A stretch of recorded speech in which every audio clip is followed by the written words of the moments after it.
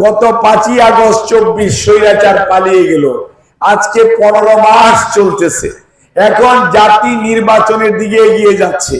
নির্বাচনের জন্য আপনারা সবাই ভোটাররা উন্মুখ হয়ে আছেন, কবে আপনি আপনার পছন্দের প্রার্থীকে বা মার্কাকে ভোট দিবেন। আজকে সেই গণতন্ত্র এবং আপনার অধিকারকে দূরে সরিয়ে রেখে কেউ কেউ চেষ্টা করছেন যে আগে সংস্কার হবে, আগে বিচার হবে, তারপরে গণতন্ত্র হবে। আমরা বাংলাদেশ জাতীয়তাবাদী দল সব সময় বলেছি সংস্কার, বিচার এবং গণতন্ত্র একই সাথে চলতে হবে। এবং বিএনপি সংস্কারে বিশ্বাস করে দেখেই বিএনপি 2022-এর ডিসেম্বরে প্রথম 27 দফা রাষ্ট্র মেরামতের কর্মসূচি আমাদের নেতা জনাব তারেক রহমান ঘোষণা করেছেন।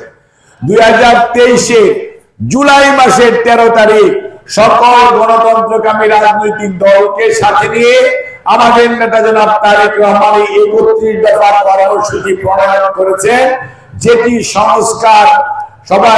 সংস্কারের প্রস্তাবনা। কেউ কেউ দেখলাম আজকে পত্রিকার পাতায় কোন উপদেষ্টা বলেছেন বিএনপি নাকি সংস্কারে বিশ্বাস করে না।